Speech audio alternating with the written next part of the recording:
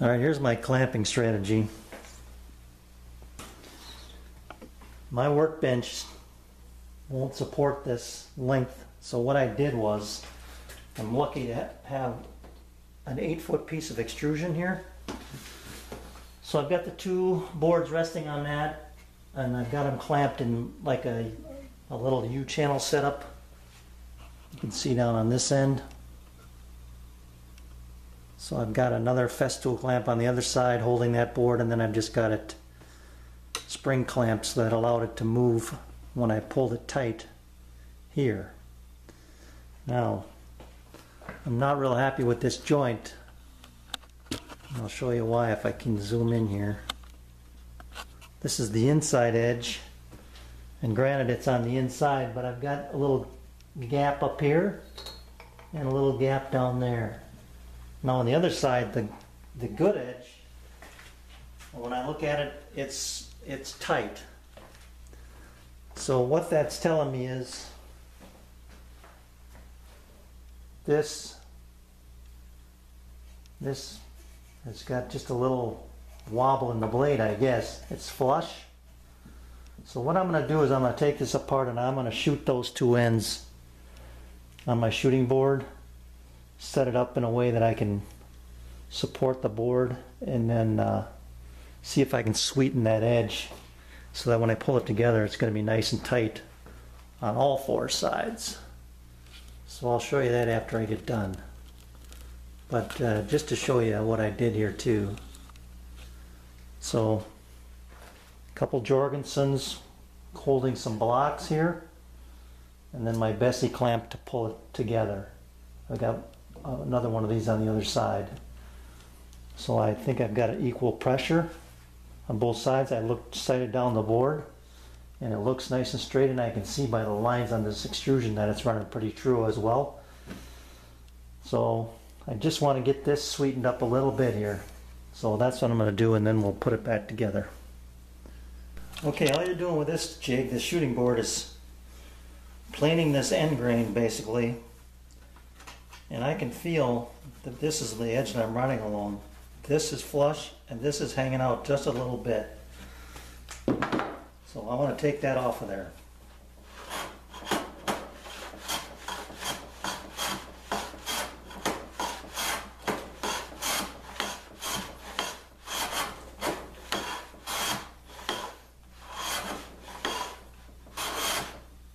And there we go.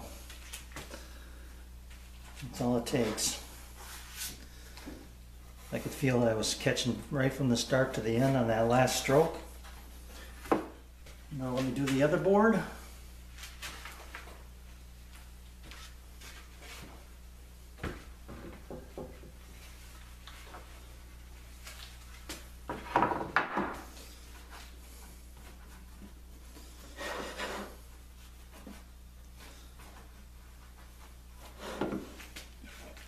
This looks like the same thing almost here.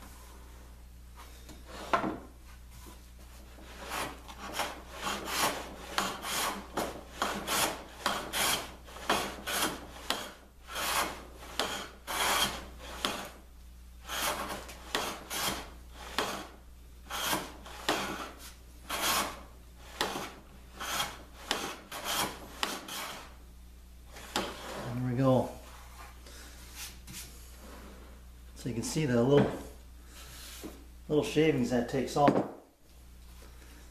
That's all I needed to take off to get that to tighten up into a nice tight joint on the other one, and hopefully when I dry fit these will look the same. I'll show that to you in a minute.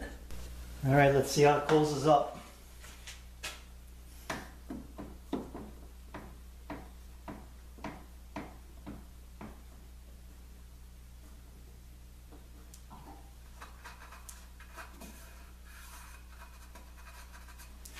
Looks good on this side. This side that's facing the camera is the good side, and the back side is just as tight. So that's terrific. That makes me happy. So now that I got that figured out, I can glue them up. So stay tuned. All right, I'm going to show you how. I'm just going to glue up one. The other one it'll be done the same way, but this is. You saw how I had it dry glued on. I'm just going to show you how I'm going to do it here. So a little glue in this hole, each of the dowel holes.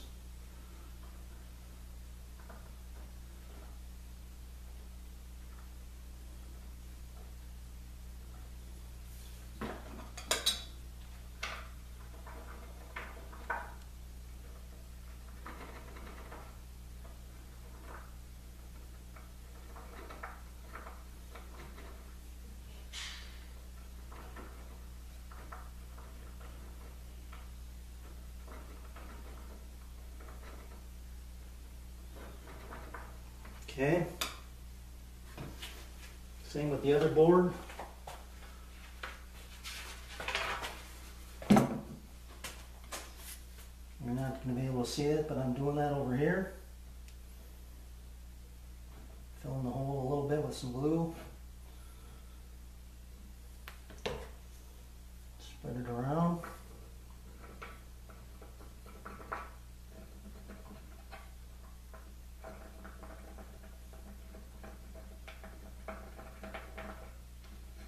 Okay. Next I'll take these dowels and basically just paint them. Put some glue here. They're fluted.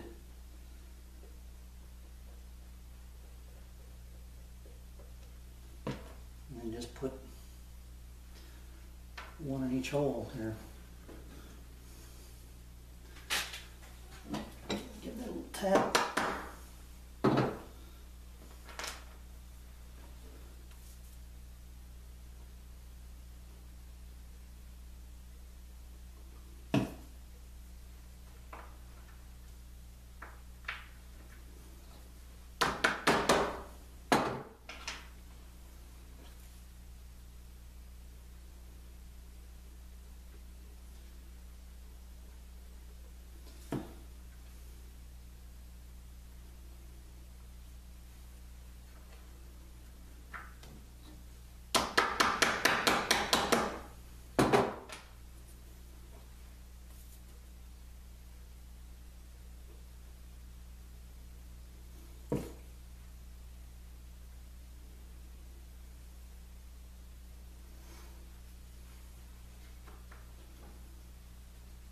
Okay, number 4.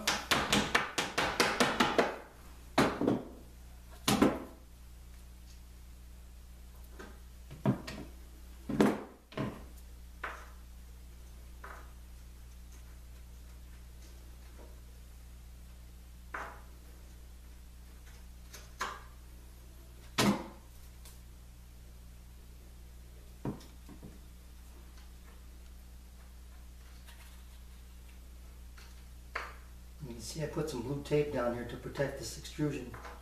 I don't want glue getting down in any of those grooves.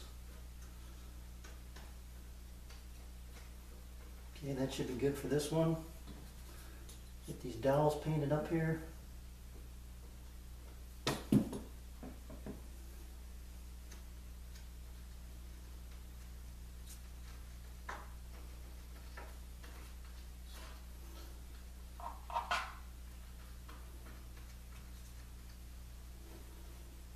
And get some glue on the face of that other board and pull them together.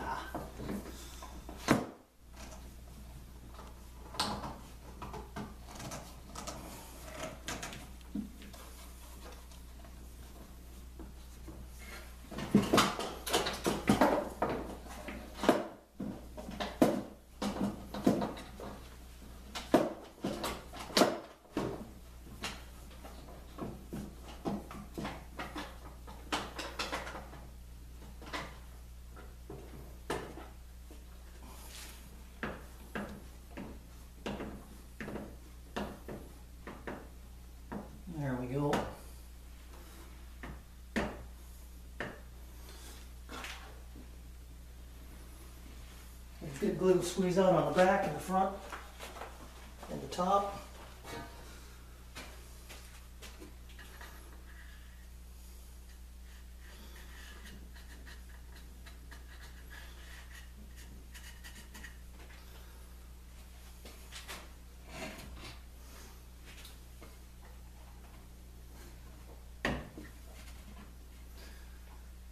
I'm wiping off this glue joint so I can see it.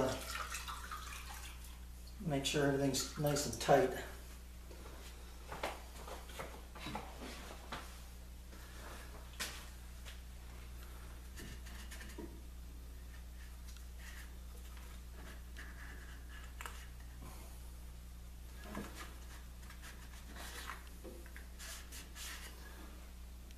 That looks good.